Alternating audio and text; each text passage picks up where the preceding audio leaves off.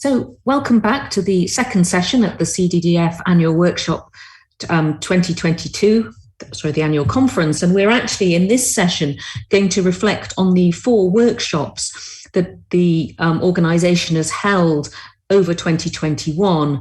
All of these, for reasons of the pandemic, were held virtually. We're certainly hoping later this year we'll get back to a more normal way of holding these very interactive workshops. Having said that, these were really well attended, and there were some great discussions throughout all of those.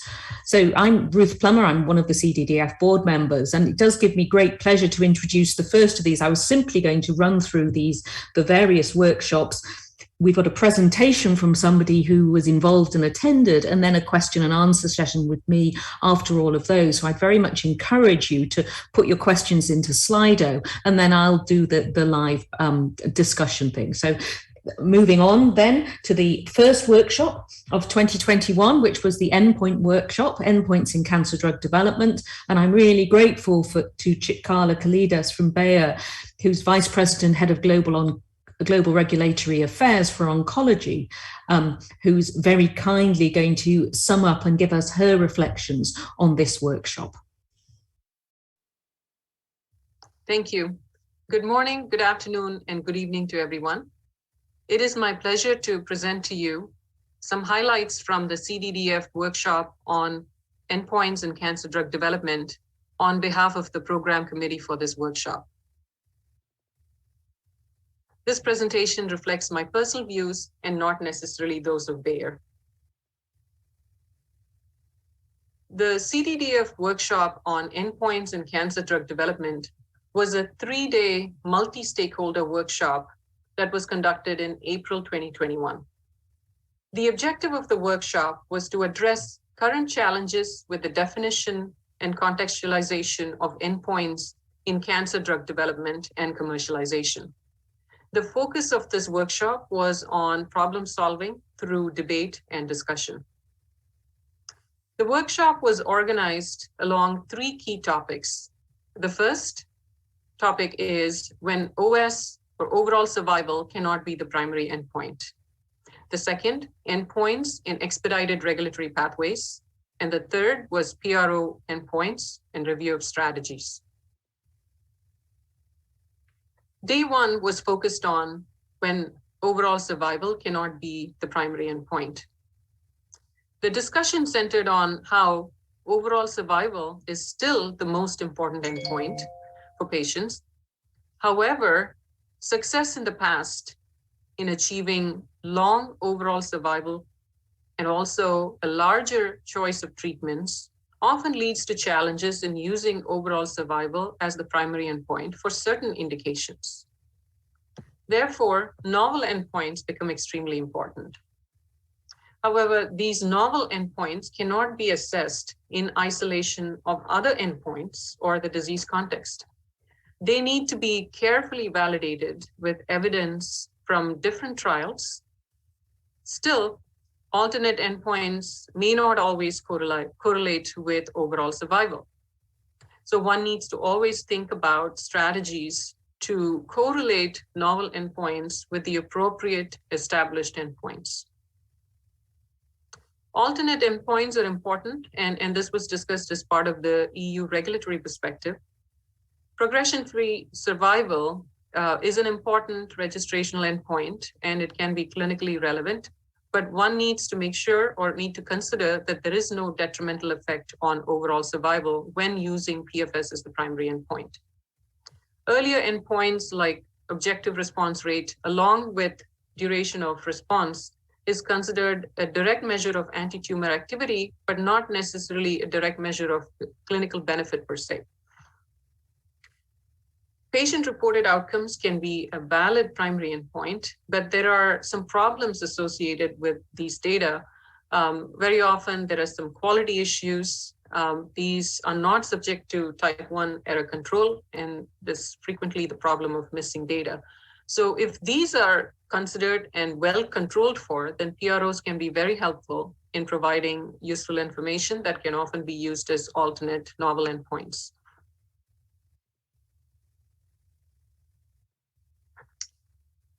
There were two case studies that were presented on the novel endpoints. One was on Merkel cell carcinoma, and this was on avelumab, where an alternate endpoint was used for the approval of avelumab for the treatment of Merkel cell carcinoma, and the endpoint used was best overall response.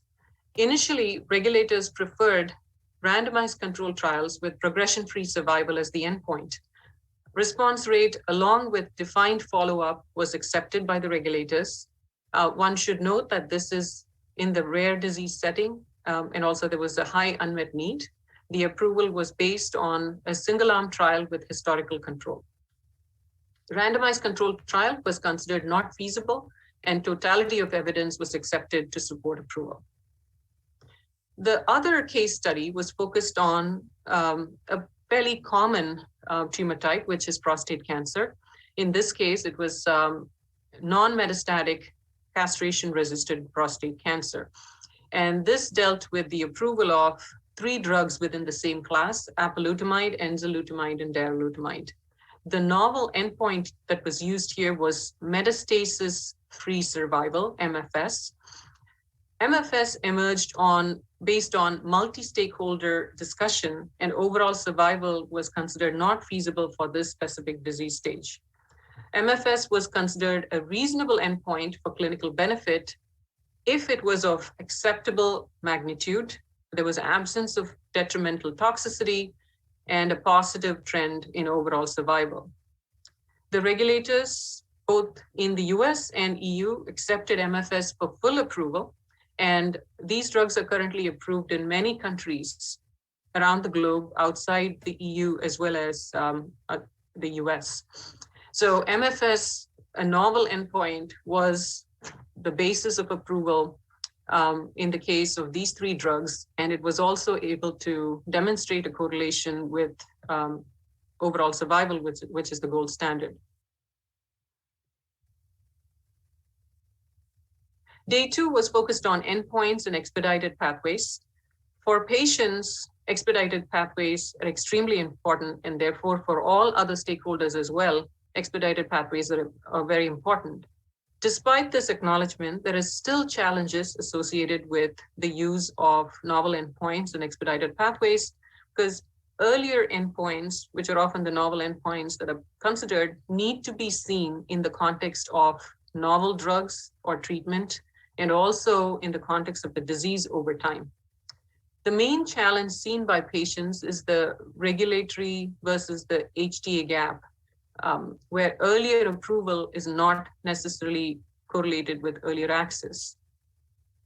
From the regulator's perspective, in this case, the discussion was led by the US FDA. OS is the gold standard. Earlier endpoints are important, especially overall objective response rate is the main endpoint for accelerated approval, ideally for a molecularly defined population. But when benefit is not confirmed, accelerated approvals may be reevaluated. Various regulatory tools exist in the US to allow early approval, example, real-time oncology review, and the assessment aid as well. From the HTA's perspective, the main challenges seen were with respect to the unclear relationship between the surrogate endpoint with the key outcome, which is overall survival or quality of life data. There's often lack of comparative data, which is a problem for HTAs, and also very small data sets. Different approaches are in use to address uncertainty at the HTA level, and therefore early dialogue with the HTAs is considered to be key. Patient-reported outcome as an endpoint, review of strategies. For patients, of course, the PRO needs to be relevant, and it should capture not only impact of disease, but it should also include a description of, it should actually capture impact of disease rather than just a description of the side effects. That was important for patients. Participants need to understand scoring as well as questions. And patients are interested in the results of these data, and patient organizations can also help with multi-regional studies by helping translate into local language, creation of manuals, and also providing other types of training to enable these trials on a global scale. For regulators, there is a need to discuss the PRO objectives as well as the research questions with health authorities. The PROs should focus on areas directly related to the disease, and the treatment should be meaningful for patients and providers, as reflected by the comments of the patients as well. Sponsors and other stakeholders involved in the collection of PRO data should consider alternate methods to collect data, example, wearables and sensors. Data quality, as always, is key for any regulatory submission. From the industry perspective, there was definitely a lot of support for the inclusion of the patient voice throughout the life cycle of a program. However, this requires very early planning, and it also requires standardization, or standardization can be helpful when you're trying to integrate the patient's voice. And de novo PROs can often be challenging when one is considering expedited pathways for approval. For HTAs, key endpoints are survival and quality of life. Quality of life should be collected early in the clinical trials, and it should become routine. PRO data should reflect current treatment as well as novel methods are very important. Academia felt that successful PRO outcomes require tailored trial-specific PRO hypothesis. There is a need for better standardization, but it should also allow for flexibility. And the option to use computerized adaptive testing was encouraged. So in summary, this workshop really enabled a robust discussion on a number of points that are very relevant and timely in terms of looking at problems in cancer drug development. The relationship to overall survival and quality of life is an important takeaway, that whenever one considers a novel endpoint, it's always important to connect it back to established endpoints. Data, especially post-progression data, extremely important to collect, and it's important to understand routine care settings as well as sequence of treatments. PROs offer a really great opportunity to everyone involved in drug development. The opportunity to utilize novel technologies for data collection, extrapolation, questionnaires, and also agreement on the level of standardization are all key points for consideration.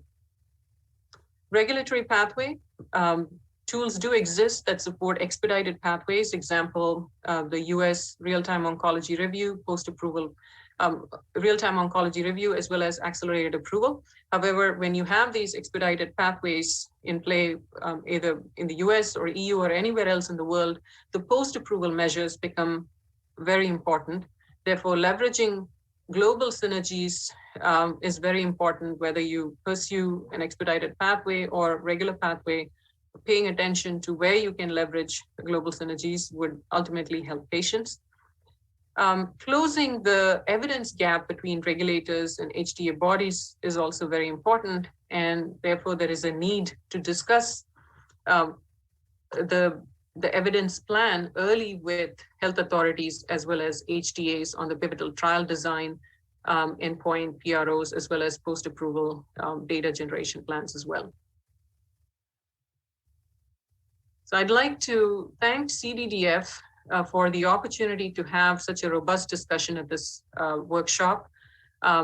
Also would like to acknowledge all presenters and panelists at the Endpoints workshop, and especially the CDDF program committee members, Axel Glassmacher from CDDF, Ralph Herold from EMA, Claudia Hay from Merck KGA, and Denny Lacombe from URTC, who worked many hours to put the program together, and also all the board members of CDDF.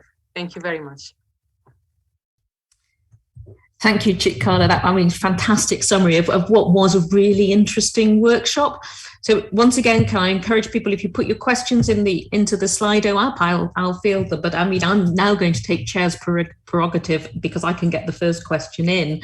And say, you highlighted beautifully that overall survival as a primary endpoint is the hard endpoint, because certainly in cancer trials, we know we can measure that.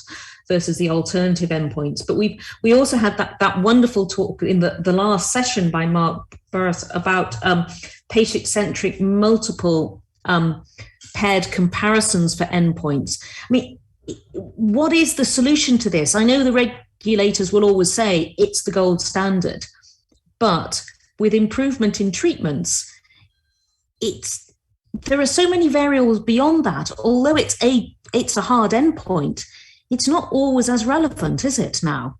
Did you come to a solution of this conundrum? Yes, so that was actually one of the key challenges that was discussed at the workshop. And I can't say that we came to a perfect solution. We did discuss several examples. The two case studies, I would bring them up. To me, the rare disease example was helpful because I've always felt that regulators show greater flexibility when it comes to the rare disease setting where the unmet need is very high. Yeah. It was that example. But there was also the example from prostate cancer, which, going through the history of how metastasis-free survival became an accepted endpoint for full approval, did show the challenges with overall survival, but also how one can address such challenges. But it was definitely a multi-stakeholder dialogue that led to that endpoint becoming an accepted endpoint for registration. But it also took several years, which is where I think, yes, in that case, it took several years, but if we use that as an example, is it possible to expedite that? And it also showed us that there is significant risk one has to take on when you are using a novel endpoint.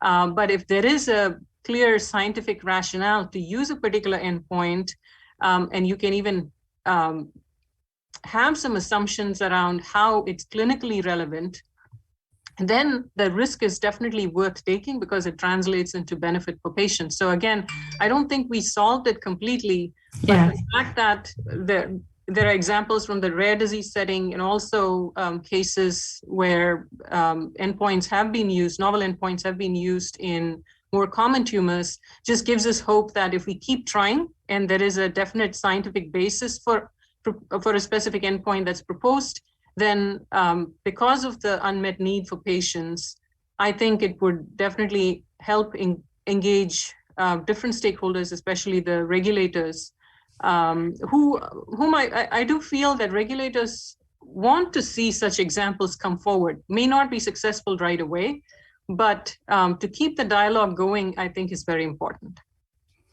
I mean, I think it has been a huge change in recent years, the engagement from the regulators to actually look at this. And I do wonder if that partly has come through the, incredible patient groups that we've got that actually have talk and engage and emphasize the importance of, alternative endpoints, but also, keeping things moving. Because for me, there's the two, as you know, the two halves to my life, in that I work as an early phase trialist, but my NHS service work is in melanoma. And we've seen those huge changes in the melanoma practice, but then overall survival, you just think that's such a challenging endpoint if you're waiting for your trial to read out, because you have no control over what comes down the line and can completely transform the outcome for patients, which is fantastic. But it means that the overall survival endpoint is compromised. And I think that, that has perhaps influenced the move that we've seen as well in recent years to greater flexibility. Absolutely. I completely agree. The urgency around finding alternate options for patients who shouldn't have to wait too long, but very often they do have to wait. Yes. I think the push from patients definitely has been extremely helpful. And it has led to, I think, companies as well as different stakeholders getting together, looking at different options. And there are several examples as well where, for example, we did talk about accelerated approval in the US and how that can lead to earlier access, but then confirmatory data need to be available. And if they don't confirm the initial benefit that was demonstrated in the first trial that supported accelerated approval, then it can be revoked. Similarly, I think even the conditional approval option in the EU does allow for earlier access to patients. It's different from the accelerated approval situation in the US. But I think in both cases, there are options. So that is attractive to drug developers. But whether a particular drug meets the criteria for either accelerated approval or conditional approval, I guess that's where it's case by case. But sponsors are encouraged to consider both and to see what would be appropriate for their particular case. And that's where the real world, or is it real trial data, I forget the acronym for that, is really important, because you often don't know. You start to see, I mean, I know it with the molecular profiling we're now doing early in trials, you start to see those signals of activity, and your trial will be designed. I mean, when I'm talking to my lab colleagues, I'll say one of the challenges of clinical trials with the regulations is you set the whole experiment up and you're supposed to let it run. You can't adapt. And, we are getting those changes, but, the primary endpoint is supposed to be set before you start. Yes. So real world data definitely are very helpful in de-risking some of those assumptions or the trial designs. And I do think that's, if the data are available, definitely, I think one needs to make use of them. But I do, agree with you that we can't wait for that ideal endpoint to read out. It can be the confirmatory endpoint. As I mentioned earlier, that there always has to be that link to an established endpoint, especially in more common tumors. I think that expectation is likely going to be there. But then to enable early access to patients, making use of real world data and other means, data that may not be confirmatory, but still enough to de-risk your trial design will be very important. And we've got a question in the chat from John Smythe on adjuvant trials and progression-free survival, where it's critical. So do you think we should put more effort into standardizing the measurement of progression-free survival? Yes, I think definitely standardization would be very helpful, and based on the tumor type as well. I think standardizing PFS would be helpful, but also looking at variations of that endpoint to see if there could be something that's even considered as an earlier endpoint, but still can have a link to an established endpoint. Yeah, I think that would be very helpful as well. When I think about adjuvant breast cancer, if it goes back to the same endpoint that has been in use for a very long time, then it's going to take a very, very long time for therapies to come, newer therapies to be approved. So I do agree with standardization, putting more effort into standardization, but also looking at, endpoints that can be indicative of earlier clinical benefit in such settings. Yes, I mean, we've got a study in the UK, a feasibility one, where we're trying to look at circulating free DNA in melanoma because we've got the BRAF mutation to look for. And a rise in that, and I guess that's analogous to what people have tried to do with a rising CA125 and the relevance of that in ovarian cancer. But it's really difficult to standardize some of those endpoints and to know in what way they're clinically meaningful. And I guess, the problem is all of these things need huge trials to do them. And we've got a question from Yap Vivek as well, saying, with the very valid one, continuously increasing fragmentation of populations, can we keep on doing trials in which overall survival is the primary endpoint? Yes, I think we are already seeing with the fragmentation of populations, and maybe Yap also is referring to molecularly defined subpopulations. Yes. I think regulators are definitely more flexible in accepting ORR and DOR as endpoints. And of course, for the confirmatory part is probably where that OS data or another estimate of survival, depending on the program, would still be important. And the positive aspect here is that if we do have a molecularly defined population, and ORR and DOR together are very good indicators of early clinical benefit, then that patient population can get early access based on such a trial design. And then the sponsor has the commitment to continue the trial until the survival endpoint is met, so that there is a correlation to the confirmatory, or there is the confirmation of the clinical benefit using more standard endpoints. But I hesitate at this point whether that requirement to link to OS would completely go away, even if it is a molecularly defined endpoint, unless, I mean, we've done clinical trials where OS has not been a requirement at all, but then it was in a setting where the ORR and the DOR together provide, the data were overwhelming, that it was very clear that there is clear benefit. And it was also a population that I would consider was a truly rare disease setting. So there wasn't that requirement for OS. So if Yap's question is regarding molecularly defined population in a rare disease setting, I think we already have several examples where OS is not being asked as a requirement for registration.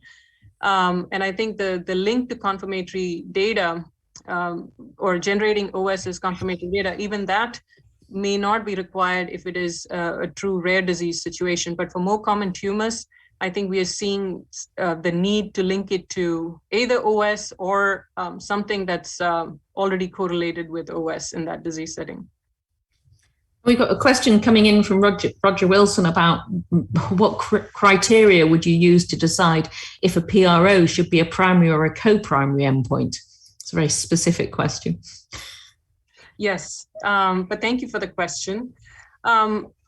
I think it really, I'll have to give a more of a generic response here, unfortunately, because it really depends on the program, where I can see that, if PRO is a co-primary, based on the discussion that we had at the workshop as well, we need to be able to control for this. We need to be able to generate high quality data, and also the instrument that we use really needs to be a well accepted one. And reflective of the benefit that we are trying to demonstrate with the drug. So I would say a number of factors, but still, if it were to be a situation where the PRO can indeed be a very good measure of clinical benefit, then I think definitely it can be used as a co-primary endpoint. I personally haven't been in a situation where I've come across PRO as the primary endpoint, but definitely worth consideration as a co-primary endpoint. Yes, and I guess in effect what you're saying is it's the validation and the security, the data in terms of the tool is the challenge. I think we've probably got time for one more question, and then there is one here about your thoughts about an EU version of the RTOR. Is there a potential benefit, or maybe we just need one real time? Well, the real-time oncology review in the US definitely, has very impressive track record so far in shortening the approval timelines, much more than what priority review, just having priority review gives a sponsor. So that has been extremely attractive in terms of getting the drug on the market and patients being able to get access to the market. I think the EU version of the RTOR, and I think this probably should go to a regulator, but if this is on my wish list, if I were to say, a similar version of that could be, we already have the accelerated assessment in the EU. And so this version, the EU version of RTOR, will have to support timelines that are even faster than accelerated assessment, and there has to be discussion around how exactly that time schedule works out, because in the EU, since it's very well defined in terms of when the questions come and then when the sponsor responds, I do think that the main advantage to something like an EU version of the RTOR would be significantly accelerated timelines for approval. We already have the assessment aid, which is a very structured document, which can be utilized similar to the CTD documents. It can be used both in the US and the EU. I'm not saying whether it's the same process that supports both, but I definitely feel that the time reduction that comes from the RTOR is very attractive to the drug development community.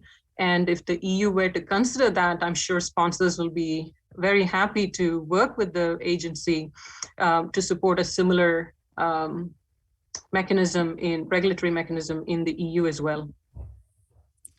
And on that positive note, thank you very much. We need to move on to our second presentation, but thank you again, Chikala, for taking the time, to join into the discussion, but also for the summary of the workshop. My pleasure, and thank you for the questions. Yeah. So moving on to the second of the 4 workshops held last year. This was the Digital Tools and Artificial Intelligence workshop.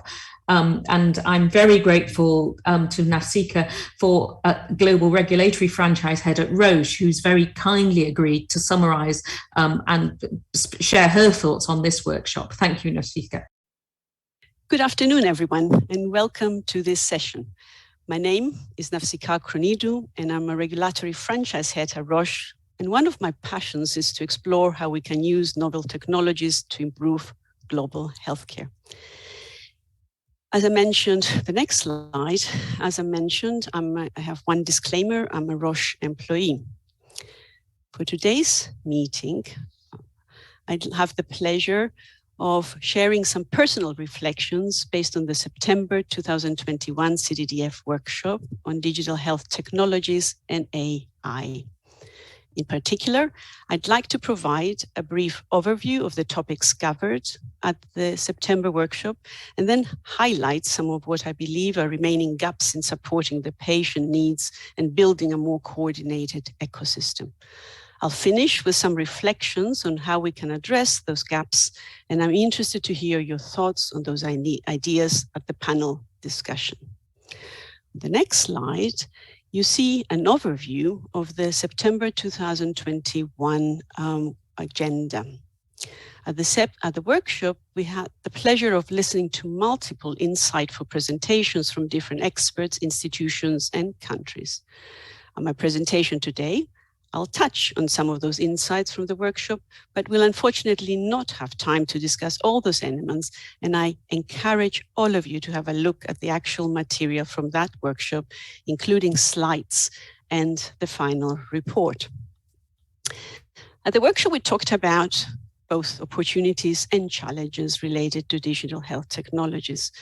For example, the opportunity to partner with patients and patient advocacy groups in designing studies in order to generate clinically meaningful data for patients and the study outcome.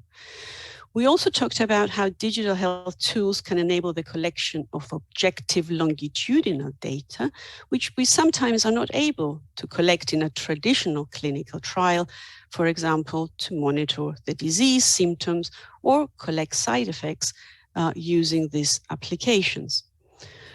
We also talked about supporting the better diagnosis of patients. For example, how to use digital images of a pathology slide to get more granular information on the tumor, and through the use of software and algorithms, analyze a large volume of information and generate insights to support treatment decisions, which are often referred to as clinical decision support systems. Now, opportunities often come with challenges, and at the workshop, we talked about the challenges related to ethical aspects of AI and how to humanize the experience. We also talked about building a regulatory environment and guidances which can keep up with the fast pace of digital innovation. I will be analyzing and talking through some of those topics in more detail in subsequent sections of my presentation. Next slide, I'd like to acknowledge and thank all the speakers from the September meeting for all the thoughtful and presentations and the lively discussions that we had at the panel discussions. Some of those discussions helped me crystallize my thoughts, and I will be referring to today.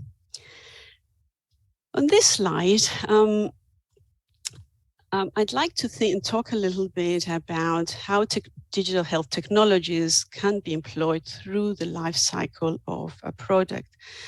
I think most of you are probably equally excited about the potential of new digital health technologies to improve clinical outcomes for patients while accelerating the development of new treatments for cancer patients. Such tools can be used throughout the life cycle of a molecule, for example, during research and development and following approval of a drug in clinical practice. Before I proceed, I should probably explain what I mean by digital health technologies. While there might not be a globally accepted definitions for today's presentation, I'll be referring to digital health tools as a group of tools such as software, computer platforms, algorithms, sensors, which are being used for healthcare purposes.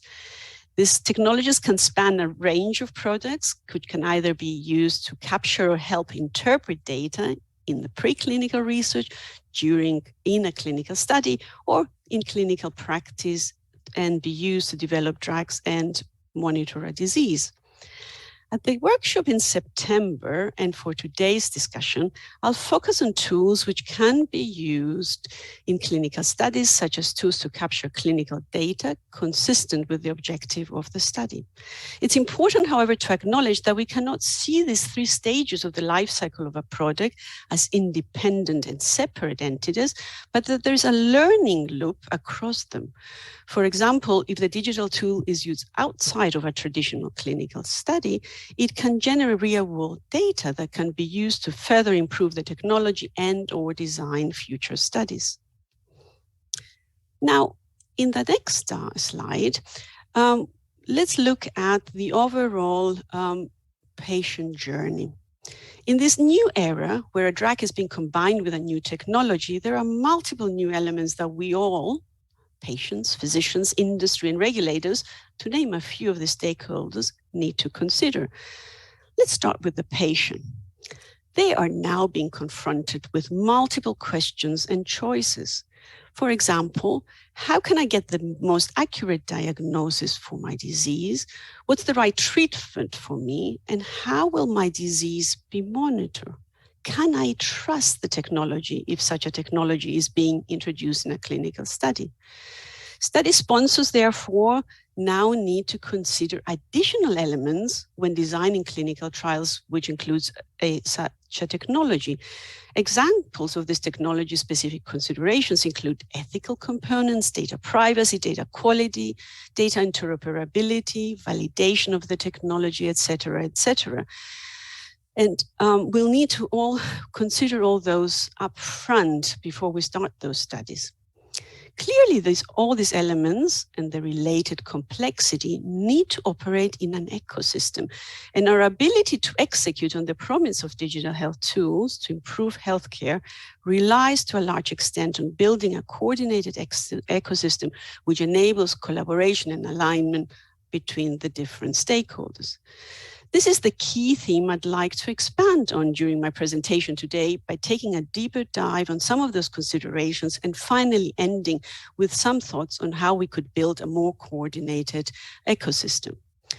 On the next slide, I'm starting with the patient. I'd like to start with the patient needs because that is what is the center of our work. I'd like to start also with a provocative statement. Do we really know and understand what a patient needs to manage their disease? Or are we making some assumptions based on perhaps our personal experience in another disease or having talked to a single patient who shared some of their thoughts? Here on the left, I share some examples of what a patient may need. For example, a patient may need support to better understand their disease or proposed treatment. They may also want access to their own reports and data. Now, are these questions accurate assumptions? I would like to advocate that in the future, we need to involve the patients from the very beginning in designing studies and related tools so that the data which is being collected is valuable to them and to the objective of the study. And in order to do that, we need to build a trustful relationship with patients and by extension society overall, where we truly listen to patient needs and try to address them.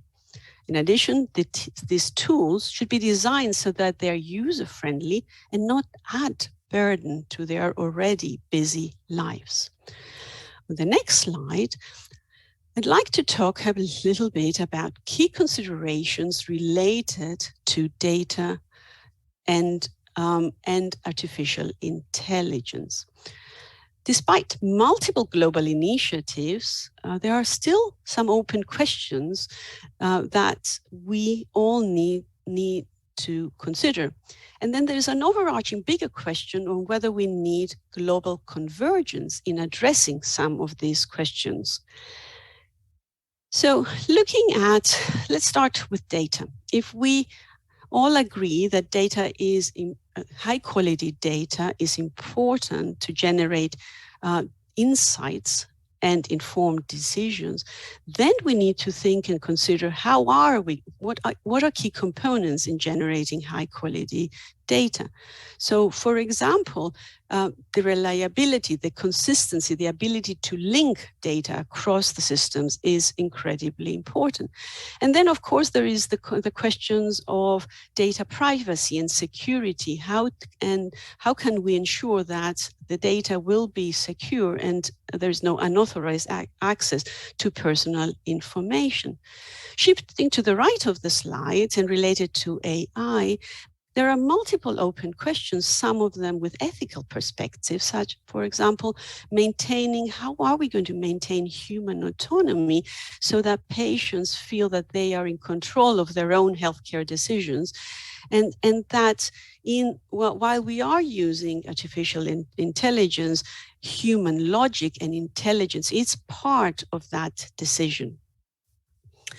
And how can we make sure that the use of these technologies, including AI, does not increase health disparity because some individuals in some society may not have access or can use these novel technologies? On the next slide, I'd like to talk a little bit about some additional elements that we need to think about when implementing these digital technologies within our clinical studies. And these relate to feasibility, operational and compliance, technologies and regulatories. And for example, can we easily implement a new technology within our clinical study, and can it be sustainably included? What are the technical regulatory requirements that we need to think about, for example, on the technical and clinical validation of these technologies? And do we need more convergence between international regulators on some of those topics, guidelines, legislations, etc.? On the next slide, and of course, multiple stakeholders are involved in this assessment, and they all have different needs and expertise. We had already talked about the patients. There are, of course, regulatory agencies and governments which are involved, pharmaceutical industries, medical devices and technology industry, health technologies, healthcare professionals and academic centers, and all have different expertise and needs, and we all need to operate and partner together in finding solutions to some of the questions that are raised above. The next slide. I'd like to shift gears and talk a little bit about the need for an ecosystem which learns and is fit for future. And I'd like to use the COVID-19 experience to illustrate how we, in that particular situation, we were able to, because of the urgency of the situation, we were able to adapt the way we were working and introduce more flexibility to meet the patient's needs. And the question I'm posing is, could we be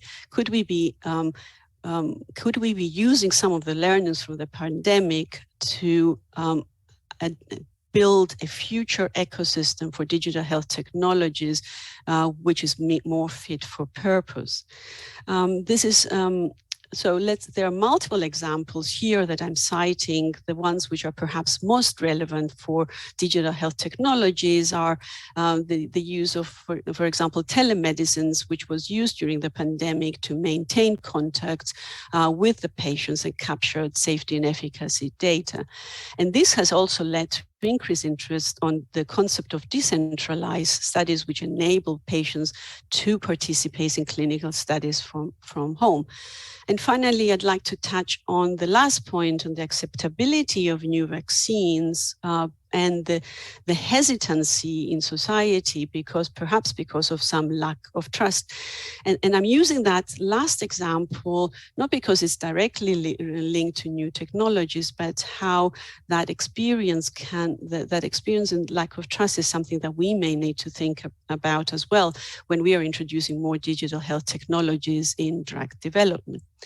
On the next slide, I would now like to finally finish with some reflections and proposal on how we could generate a more coordinated healthcare ecosystem to address some of these gaps that I mentioned above. I'm hoping that these reflections can help initiate the dialogue with all of you at the panel discussion, and I'll be looking forward to hearing your thoughts. Let's start with the first topic of building a flexible learning environment. And I've used the pandemic as a good example, which allowed a system to continuously learn and innovate and unblock opportunities to support patients. And what I would advocate that is one possible solution to building that more flexible learning environment is that we actually we build an expertise-based setup and a culture of mutual trust in the scientific work. In other words, that we rely on the experts to drive the generation of new methods or approaches because they are the experts. I talked also through the experience of the pandemic. I also talked about the need to build trust in society and patients, and this early dialogue with patients to understand their needs and concerns is going to be really important. And this understanding of their concerns could also help us design future studies with, for example, more inclusive participation in clinical trials through the use of digital health tools and equitable access to innovation. These technologies could also enhance awareness, could reduce fragmentation through strategic partnership, and I would advocate for more awareness of ongoing activities. In preparation for this presentation, when I was trying to map who is involved in all of these various, the development of guidelines, the development, all the initiatives related to these digital health technologies, there was a very large number. It was almost impossible to map them. And then, therefore, I think we could, for example, think of an across-discipline oversight body which consolidates all these global efforts so that we are first aware and therefore avoid duplication of efforts. I would also advocate that we probably need to consider more frequent publications of some of these important advancements in technology and methods, and aim for more consolidation of opinions instead of all of us publishing. Perhaps we could co-author or commenting on white papers in these publications. I would also like to propose that there is more open and early dialogue and flexible interactions with regulators with more dynamic processes. For example, regulators could sponsor pilots and collaborate in identifying solutions with the various stakeholders that I mentioned, and we could have more open dialogue with scientific committees and experts groups. And finally, I would advocate more flexible regulatory systems that enable global regulatory convergence while supporting timely derivative of safe and effective innovative solutions, similar to what we've seen during the pandemic, where governments, industry, and regulators came together to partner. And finally, I'll close with some closing remarks. I think we're all equal. I hope that you all remain equally excited about the use of digital health technologies and opportunities to further support the patient journey. But successful implementation will require a more coordinated healthcare system, and the CDDF plays an important role in enhancing this awareness of ongoing efforts and therefore reducing fragmentation. And I hope we will all have a chance to, following this pandemic, see each other on face-to-face meetings at future CDDF presentations. Thank you for your attention. Thank you very much, Nafsika. And yes, I think we will all very much second the face-to-face in the future, because yes, the workshops I think were great over the last year, but it is clearly not the same. That opportunity to interact, because we are social beings. So, but thank you again for those reflections on what we were very careful to call digital tools, because our regulatory colleagues on the organising committee encouraged us not to use the word device, if you'll remember, in anything, because that has a very different regulatory connotation compared to the digital tools and the AI. But we've got a number of questions coming in already based on your talk. And picking up something I would have done otherwise, the comment you make about global convergence. So are you thinking of ICH or rather FDA, EU regulators aligning, or something different? What would global convergence look like? Yes, do we need it? Yes, I think that's the provocative question I also asked at the beginning of the presentation. Yeah. Does the audience agree that we actually need that convergence? What is the advantage of convergence and harmonization versus not? So let me, there are multiple elements to your question. Let me start with the first part, which is whether I'm referring to ICH specifically, or whether I'm thinking specifically of FDA and EU. And I guess I think from my perspective, it goes beyond that. It's a global, we need to think about the patients at a global level and think about how do we deliver innovative new treatments to them, to all the patients globally. And therefore, that partnership has to happen at different levels. And that's why I was also introducing the concept of expertise-based and trust-based sort of collaboration. And we've seen some really good examples during the pandemic where regulators and across the globe partnered very effectively. And it wasn't only driven by the EU or the ICH or the US.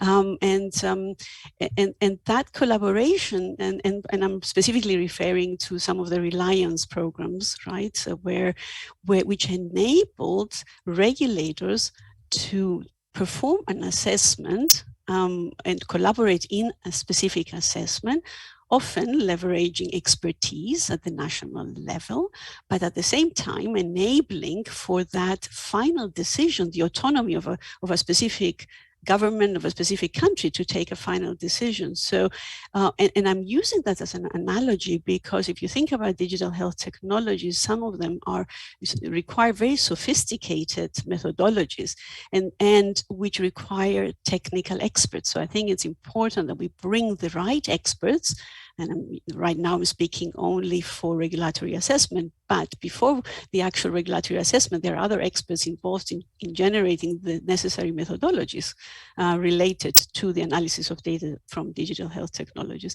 And we therefore need to have the right experts who are involved in the right discussions. So those are my thoughts related to the question of convergence. And maybe a closing remark. If you think about the overarching statement I made at the beginning, if we want to enable access, faster access to patients globally, then it's to the best advantage of the patients if there is harmonization and convergence, and because at the end it's going to save resources for society, which could be channeled towards more treatments for patients globally. I guess one of the things that we touched on in the workshop, and that you also touched on in your talk, is access. And I guess the pandemic has also made this very stark in some situations, in that the fact that not everybody has access to these tools if we go very digital.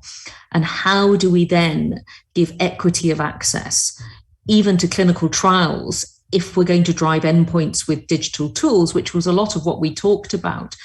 There will be some people who, on a global basis, but even on a societal basis within countries, who will not have access. And we are actually denying them that if we start relying on technologies that not everybody will have. Yep. How are we going to address that? Yes, I think you're touching on a very important topic, Ruth, and that's some of the ethical aspects, right, related to using these new technologies. And there is the actual access. Will everyone in society have access to these digital health tools? And it's a broader, bigger topic beyond healthcare, but it's an important one for healthcare as well. And then there are multiple additional topics in terms of, will everyone be able to use these tools, right? Yes. There is the fluency and the ability of people to use, and we need to think about and of course, one of the other things we've seen during the pandemic is that the health inequity, right, overall, and we have to be really careful so that the introduction of these digital health tools does not increase health inequity, because only people who have access or know how to use these technologies are able to use it. So that's why we need to carefully think about also education. How do we educate? How do we bring people along?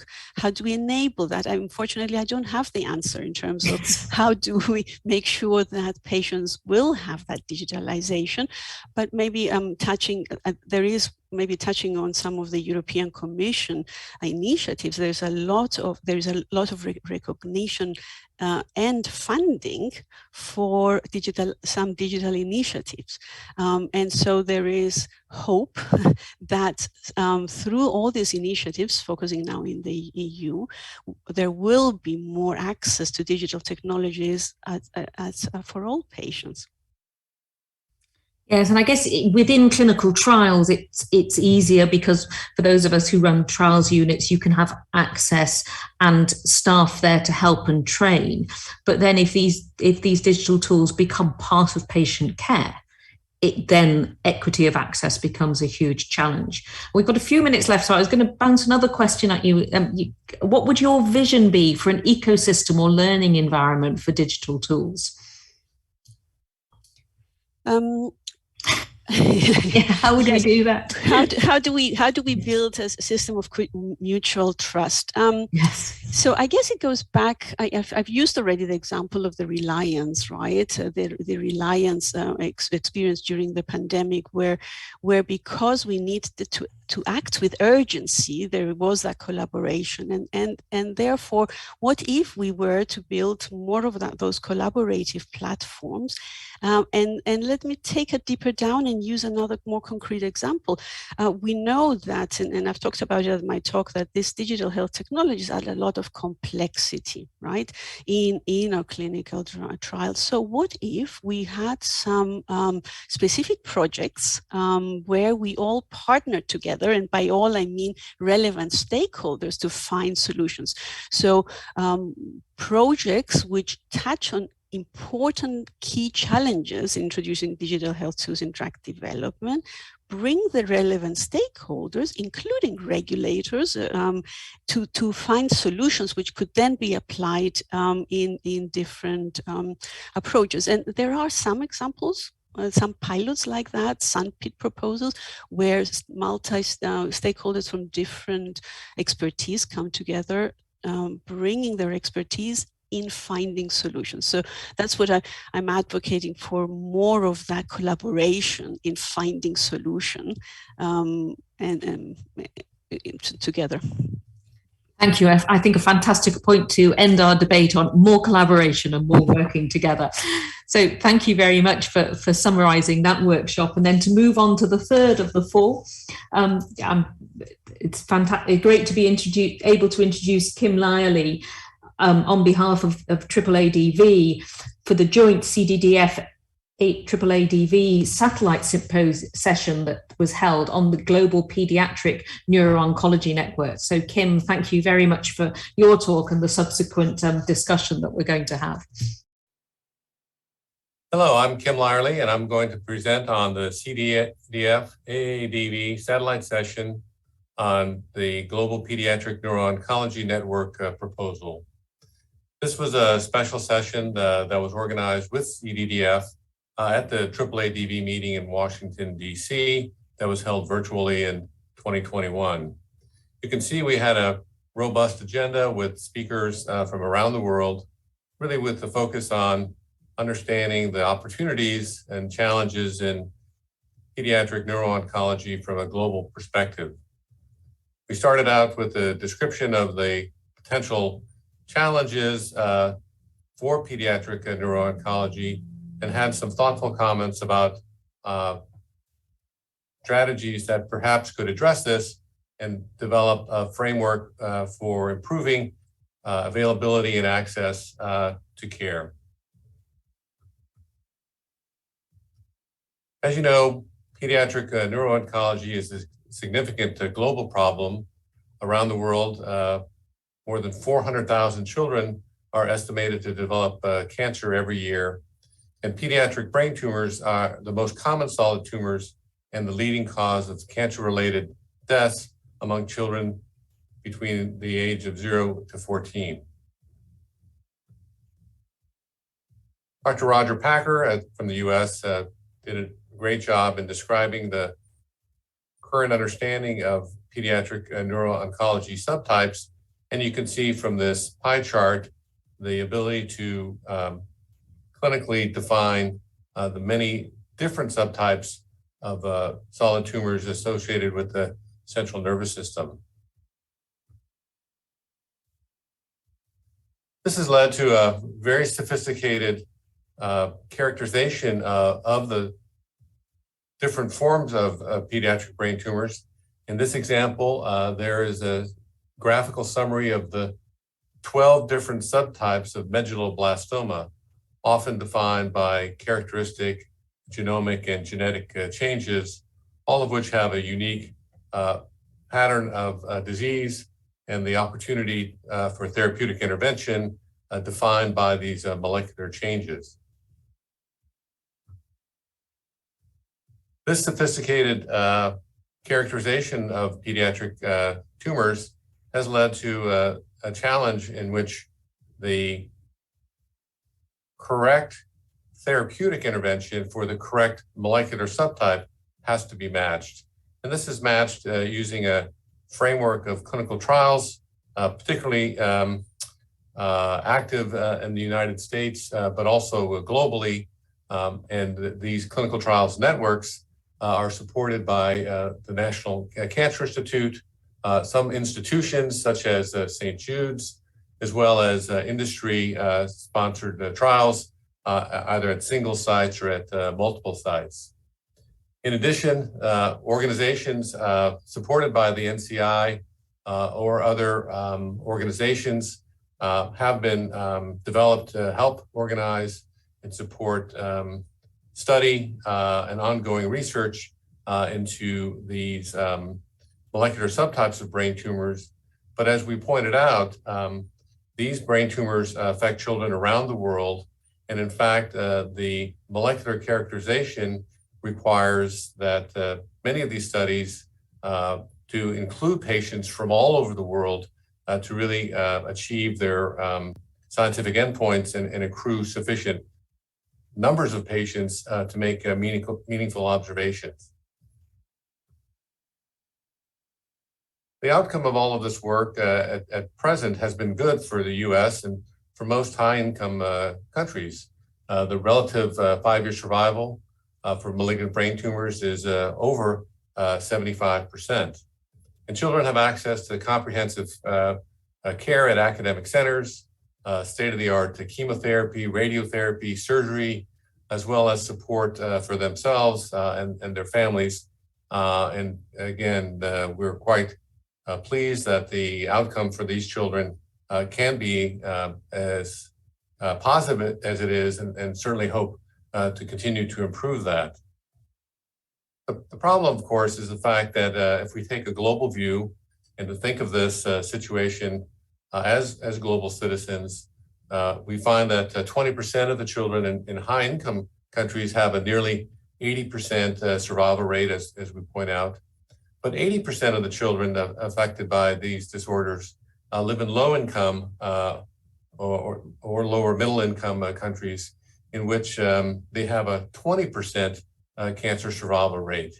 And strikingly, the probability of survival for children with cancer depends greatly on the socioeconomic background of the family and the underlying health system of the country in which they were born.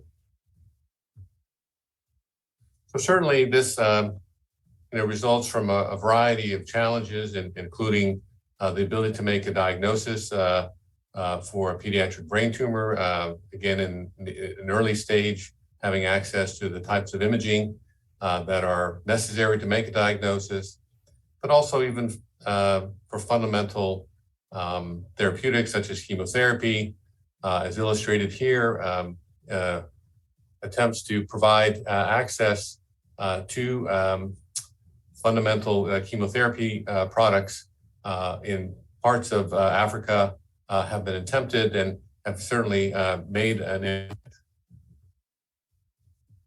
Also, there's inequity in access to basic radiotherapy services. And in this global map, you can see the high-income countries with high access to state-of-the-art radiotherapy equipment, particularly in North America and in Europe.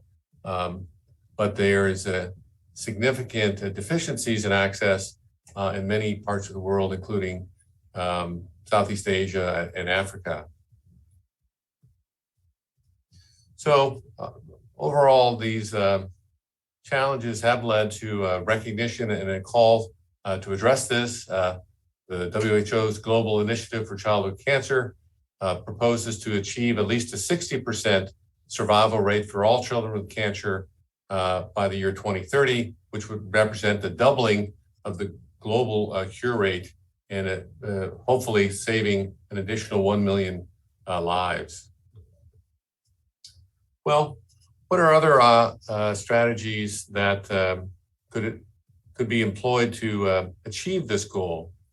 Well, one of the things we know and recognize, particularly in this conference, is the power of collaborative efforts, particularly involving the pharmaceutical industry. And at this conference, we had a representation from Chitkala Kalidas from Bayer, who provided a quick summary of the global perspective from a multinational pharmaceutical company, Bayer.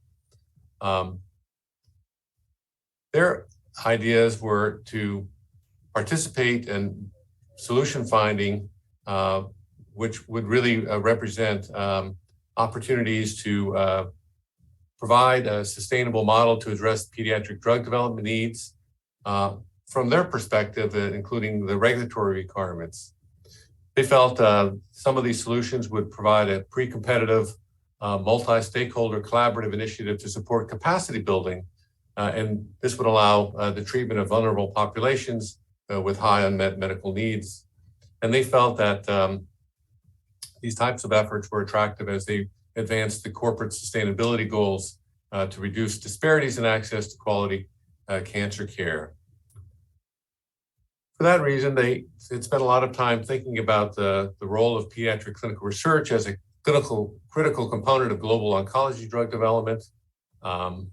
They knew that and addressed the fact that oncology trials allow access to innovative therapies.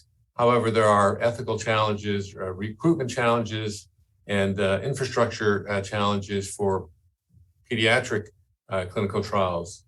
Nonetheless, the strategies proposed involving the highly developed and complex pediatric clinical trials networks create an opportunity to leverage this expertise and experience into something perhaps with a global footprint. Indeed, Dr. Kalidas noted that pharmaceutical companies face common challenges, including recruiting pediatric patients onto oncology trials, not only to develop the evidence to use these products to meet certain regulatory requirements. And one of the things that would be attractive would be to find ways in which a global footprint, particularly providing access to those children in lower and middle income countries, would have access to these therapeutics.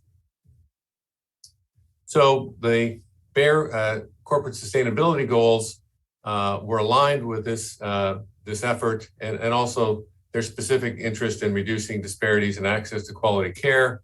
You can see from this slide their goals in bringing economic growth and sustainability, which they feel go hand in hand. They feel it contributes to the sustainability development goals of the United Nations, and again, feel that specific focus on pediatric neuro-oncology that can contribute not only to their goals, but to the similar goals of international and large pharma and biotech. So we began to reduce the opportunity to what could be done today. One of the things to leverage was the efforts that invested into by the U.S. National Institutes of Health. One of them was a telehealth or telesynergy solution that allows essentially a virtual tumor board to be developed across a variety of platforms. This would allow a review of radiographs and the microscopic images, allowing a sense that you are in the same room talking about a patient at a tumor board. And as you can imagine, these first generation telesynergy platforms developed about 10 years ago were hardwired using cable devices and the first and second generation video conferencing equipment that would allow these types of same room experiences of tumor boards. These slides show these early generation techniques in which video conferencing, X-rays, and microscopic images could be shared across sites and creating the ability to have a discussion about best practices for the treatment of an individual. Currently, we know that there have been a number of developments in video conferencing, such as the types of tools we're using today, but still the telesynergy solutions developed by the NIH and the NCI did have some advanced technologies that allowed the sharing of microscopic images and the control of these digital microscopic images to allow pathologists from around the world to agree on review of slides, again, very, very important, as well as the sophisticated teleradiology techniques that are widely used and adopted today. And currently, these types of solutions are being developed on a cloud-based and Wi-Fi enabled set of technologies that would allow relatively easy access for individual clinics and sites around the world to coordinate the types of tumor boards that would be necessary to allow for the discussion and potential therapeutic planning of pediatric neuro-oncology patients. So we're quite excited about the support from the National Institutes of Health and the NCI to continue to develop this electronic platform for an electronic tumor board for the pediatric neuro-oncology patients. We think this would provide a springboard for future opportunities to coordinate efforts to address the WHO goals of achieving a reduction in mortality from all cancers, but potentially pediatric brain tumors. We hope to continue to understand the current status of brain tumor patients from around the world, develop the appropriate organizational tools that allow us to continue to dialogue and create partnerships and advance a network that would build capacity around the world as these discussions and expertise are brought into the fold. And we'll continue to have these discussions, hopefully with other organizations, including the biopharma and government sponsors necessary to make this a success. Thank you very much. Thank you very much, Kim, for a great summary of that global pediatric oncology session.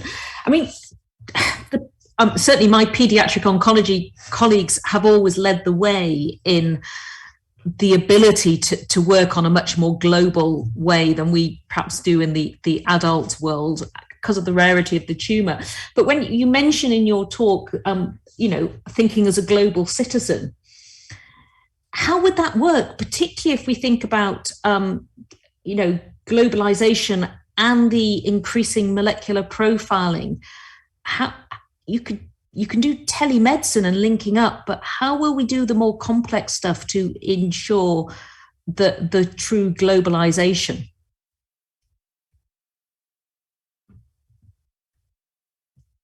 Right.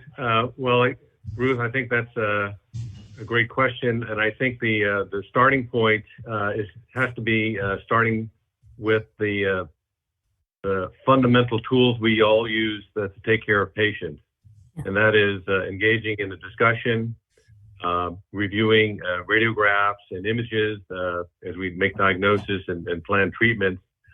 But fundamentally, we still use anatomic pathology and use tools that allow pathologists around the world to confirm a diagnosis and the margins of therapy and so forth.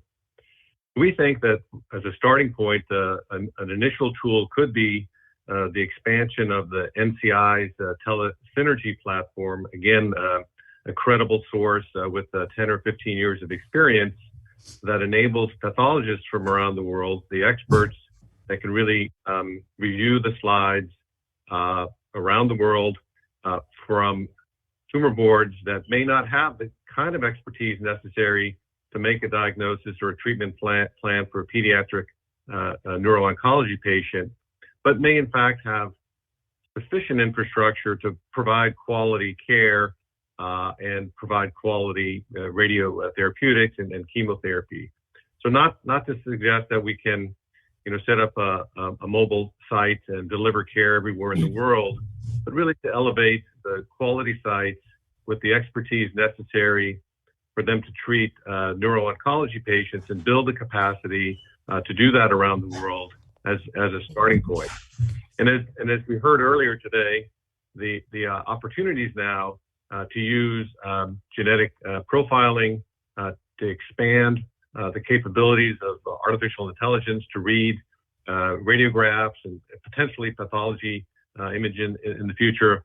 All of that we would imagine would be emerging to be opportunities, but the fundamental communications and infrastructure to manage patients with the current therapeutics, with the current strategies that we know have effective and reliable sort of outcomes in a way that provides access to those communities, families, and patients around the world. Again, starting probably by elevating those without the true pediatric neuro-oncology expertise, elevating that and using that as a model to build additional capacity, build other types of solutions as we heard about. And really, I think the issue is the pandemic response and the ability to accept telemedicine.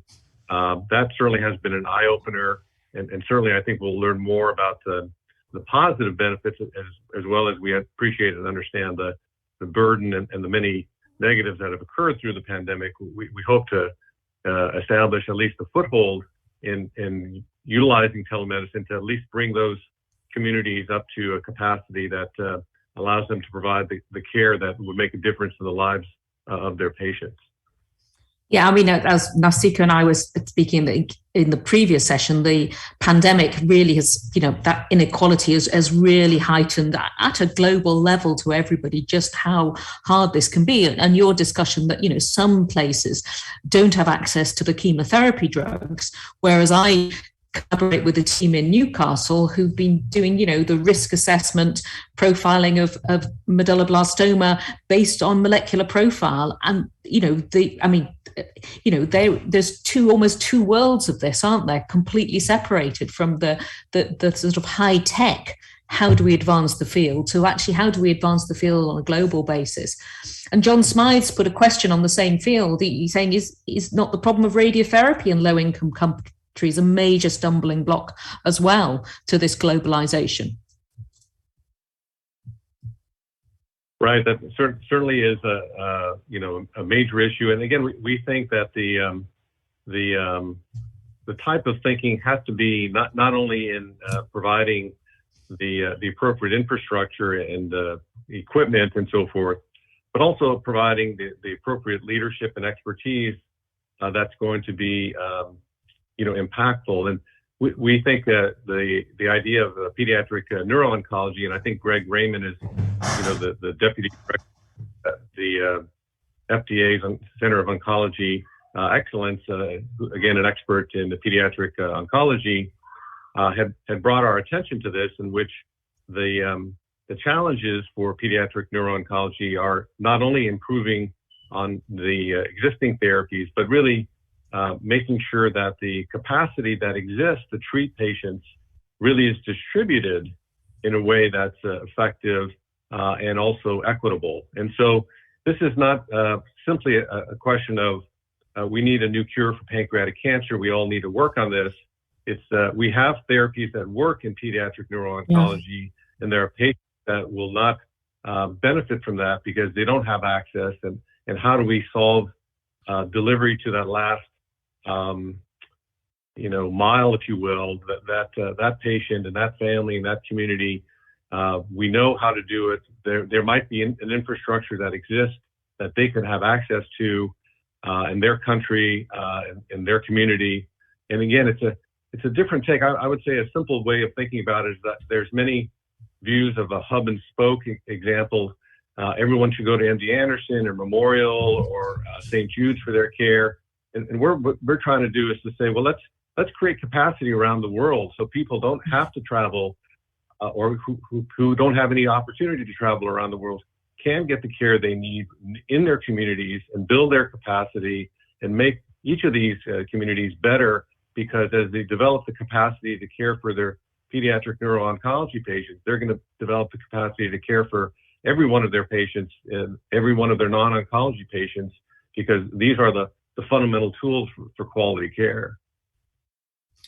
Yeah, I mean, I would agree. And the opportunities with the telemedicine and telepathology, I mean, our hematology team in Newcastle, with colleagues in the US, so they can cover the time zone, have been helping in a hematologic, in children with acute leukemias, helping with the diagnostics, because they have a skill set that's just not available in some of the low-income countries. On your slides, you mentioned a pre-competitive alliance to try and help them with this globalization. What would a pre-competitive alliance bring? Because to me, as a drug developer, that's sort of early in the pathway. So how would you see that working and contributing? Well, I think this is an element of the types of discussions that we have, including people like Chitkala, who is on the panel. Yes. Again, the idea really is to think about sharing data, sharing perhaps biomarker information, sharing the types of elements that would potentially lead to insights that would improve care.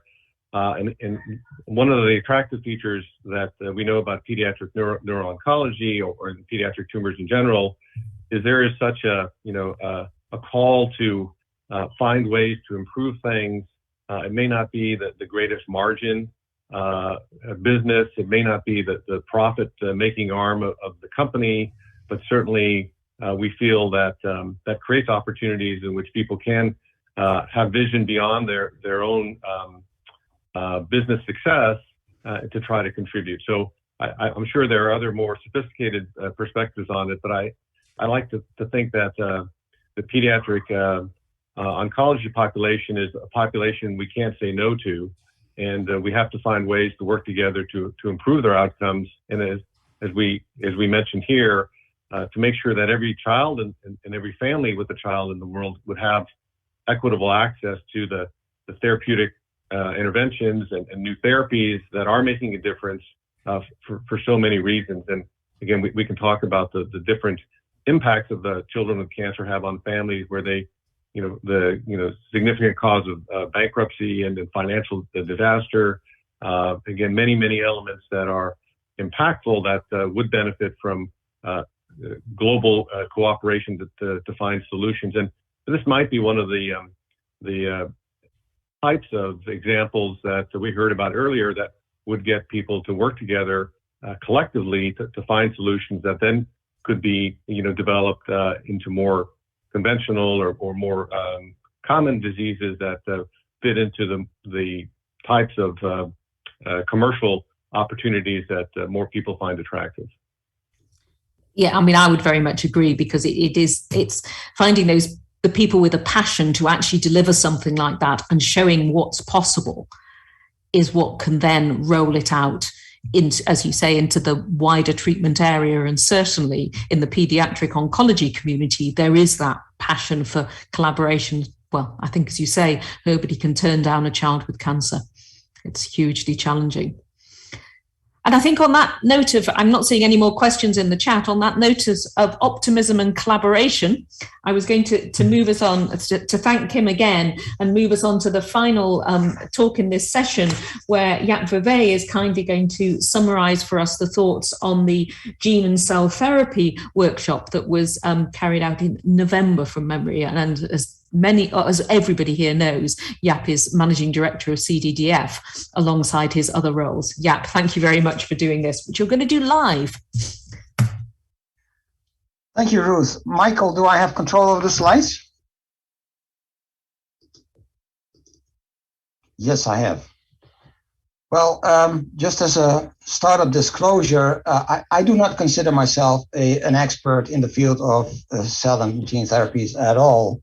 We had an excellent speaker lined up for the reflection on the workshop, who unfortunately had to cancel her participation 4 weeks ago because of medical reasons. And then we had an excellent substitute who unfortunately had to cancel her participation as well 4 days ago. So I'm here as a kind of second-hand substitute, trying to give you a nice overview of what happened at the workshop, but I'll do my best. The workshop was held on November 29 and 30, and actually consisted of 4 sessions spread over the 2 days. And I'll go over the 4 sessions one by one. The first session was dedicated to the biology and the technology related. Trying to move the slide. Yeah, here we are. Just as a reminder, T cells are a very essential part of the immune system. Their killing function is triggered by signaling through the heterodimeric protein T cell surface receptor that you can see here at the bottom part of the slide on the left. This is the TCR. This TCR is able to recognize and bind to a combination of peptides found in the groove of a molecule called MHC that you can see in the top, which is part of the tumor cell in this case. This is one of the tissue protein type proteins that is expressed on the surface of all nucleated cells in our body. So that includes the tumor cells. Binding to the receptor leads to a signal to the T cell and activates this T cell. This induces a clonal expansion of T cells that all express the same receptor. And they can differentiate and secrete cytokines and enzymes that lead to the death of the target cell. Importantly, T cells' memory persists in the body for the rest of the host life.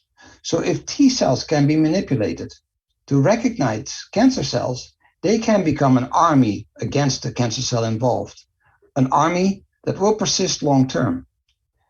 This manipulation is performed extracorporeal, and that's shown on the right side, after collecting T cells from the blood of the patient.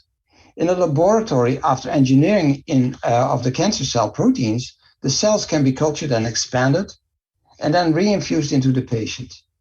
Once back in the body, the cells travel to the tumor site, recognize the tumor cells, and kill them. There are various laboratory procedures that are applied in T cell engineering. The most commonly genetically engineered T cells in clinical use currently are the chimeric antigen receptor T cells, or CAR T cells. There are different kinds of receptors that can be introduced into the T cell. These receptors are based on fragments of an antibody. This has the advantage that the antibodies recognize antigens on the surface of cells that have not been processed and presented by the MHC. This in turn means that T cells expressing a chimeric antigen receptor can be used in any patient, regardless of their tissue type. The majority of current clinical trials in T cell therapies are in hematological malignancies, at least in cancer, and are involving the application of CAR T cells. But also natural killer cells are used for this purpose. And the advantage of using such natural killer cells is that they can be derived from a high variety of sources, including healthy donor, peripheral blood mononuclear cells, cord blood, placental blood, induced pluripotent stem cells, embryonic stem cells, and even NK-derived cell lines.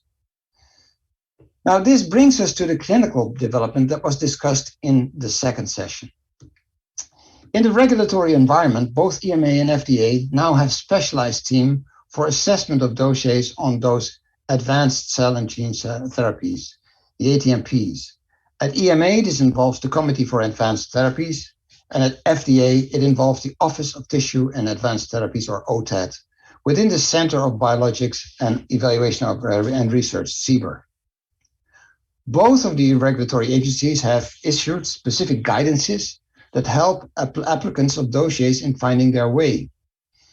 Importantly, the recently activated EMA clinical trial application regulation, only activated a couple of days ago, involves a harmonized procedure for EU with a single application towards a portal located at the EMA.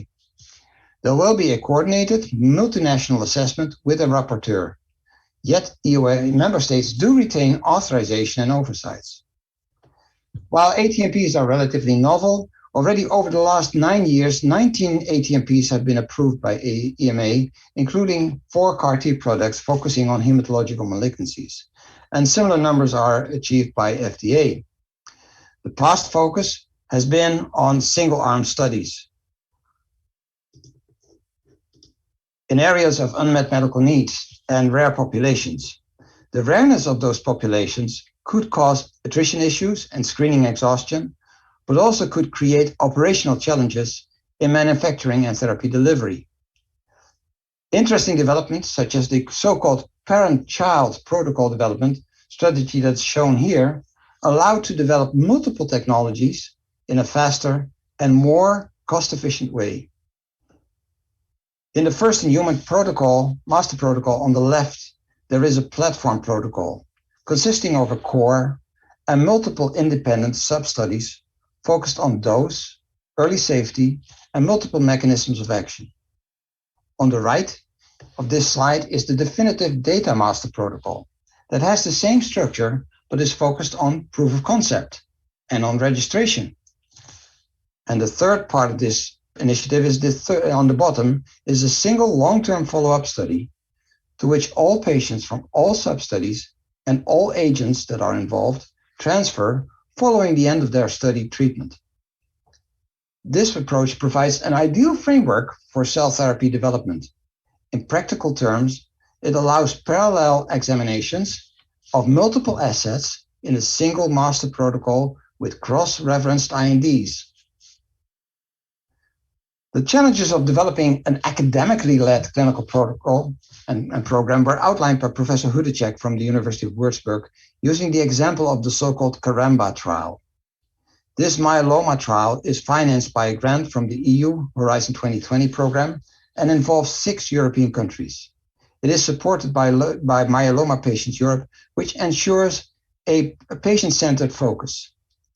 It only took 3 years from the reporting of the very early preclinical data to the entry of the first patient into the clinical trial, which I think is a formidable achievement and confirms the feasibility of this academic approach. Now, this brings us to another very important element, patient access, which was the topic of the third session. After marketing approval, there is a social responsibility to have a broad geographic worldwide patient access to CAR T-cell therapy. This is facing us with new challenges. First, T-cell therapy is different from the more usual drug therapy that we are applying. It is not a daily or weekly repetitive treatment, but it involves a one-time procedure. And this obviously requires different approaches to ensure patient access. Second, most studies on T-cell therapy up to now are small, single-arm studies with major limitations in the translation of their outcome into the real world. The absence of such definitive evidence for clinical use is a serious drawback for HTA appraisal. And if we then look on the existing, much less expensive and more simple standard of care treatments, there is a major inequity in patient access, even at the pan-European level, as is exemplified in this slide from Kate Morgan's lecture on lenalidomide and Imovit in multiple myeloma patients. Many EU countries are many years behind the ESMO standards, unfortunately, and they do simply not have the experience nor the hospital capacity to provide simple standard of care, let be complex CAR T therapies. Digging somewhat deeper into the HTA process, Professor Karen Uil explained that the ultimate aim in this process is to ensure affordable and equitable access for all patients to effective therapies in a sustainable manner. There is an emphasis there on the words affordable and effective. The HTA process involves the assessment based on available evidence, as shown on the left side of this graph, and subsequently the appraisal, taking several other aspects into account for balancing. Each EU country decides for itself in this HTA pathway. There is no central EU procedure. All countries struggle with the same problem, that the current medical systems are financially not sustainable. In this landscape, and taking into account what is spent on one patient cannot be spent on another, which are the so-called opportunity costs, the per patient cost for CAR T-cell therapies that amount up to 300,000 or 400,000 euros create a true challenge. They can likely not be covered within the allowed maximum yearly budget growth of 1.2% for medicines. So a leading question that countries face is how to reduce their spending rather than how to add expensive treatments. To address this issue, value-based pricing has been introduced.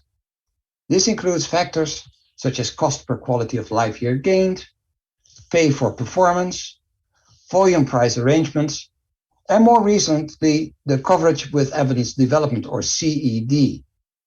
CED is particularly applied for drugs or therapies for which adequate large data sets are yet lacking. And this involves the gene and cell therapies. Clearly, in actual practice, patients' access has been by far guaranteed within the EU, and there is a long way to go to improve. The requirements of evidence providing large studies for patient access led into the discussion in session 4 of the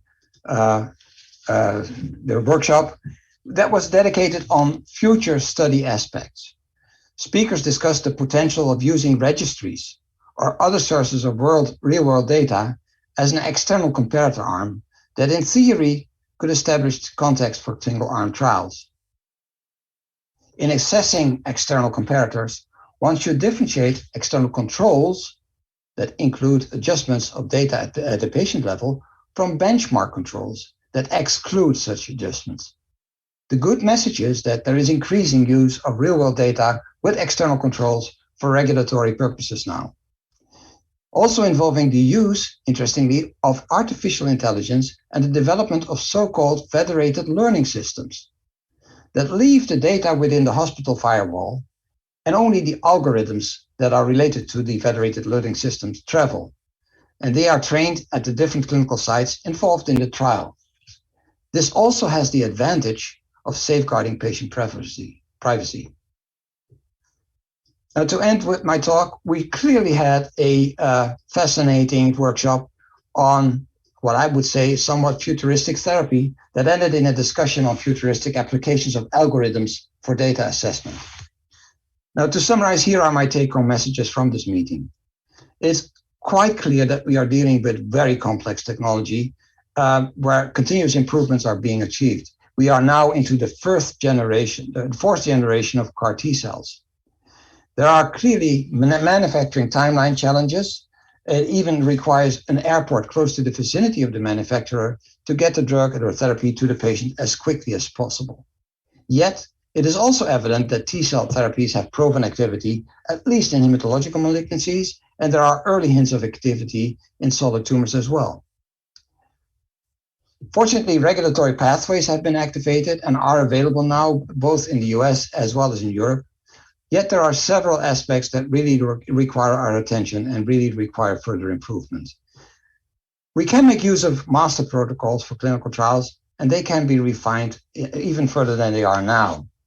We need to learn how we can use real-world data and the related real-world evidence in the way that we apply control arms for the single-arm studies. We can make use of artificial intelligence in the registries that are existing, and we need to make sure that we learn from the artificial intelligence algorithms on a continuous basis. And finally, and maybe most importantly, we absolutely need to have discussions on the health technology assessment difficulties to ensure ultimate and uniform patient access globally. It was my pleasure to summarize this for you. I hope you understand I'm not the real expert, but I'm happy to try to answer all questions you have. Thank you very much. Back to you, Ruth. Thanks. Yeah, no, and fantastic summary as well. One of the emerging themes this afternoon has been equity of access and globalization. But with you, for this set, you were highlighting actually equity of access across the EU is a huge challenge because, yes, you're right, you have to be near an airport, you have to be able to move these products around or have a manufacturing site. I mean, this is highly complex. It's very high risk, high gain, isn't it? But highly complex clinical trials, let alone standard treatment. Yeah. You need an expert laboratory, first of all, to manufacture the therapies. You need appropriate travel opportunities and rapid as well, because you can't keep cells in an airport waiting for weeks or so before they get transported to the site. You need sites with expertise as well and facilities that could deal with the potential side effects of the treatment. So this is an incredibly complex matter. And it's amazing that, for instance, Michael Hudicek and his colleagues have been able to set this up with a fully academic initiative supported by EMA and the IMI project granting system that EMA had available. Yeah, I would agree, because it is really complex. We've done a little bit of the solid tumor work, and I know the complexities and how poorly you can make the patients, and that the management of that is not straightforward. And with the master protocol, which I mean is a fantastic way to potentially do this, because you are talking about small numbers of patients, but this very high gain, particularly with the not so much the chimeric T cells, but the ones that are developed from the patient's own cells, where it is almost N is 1.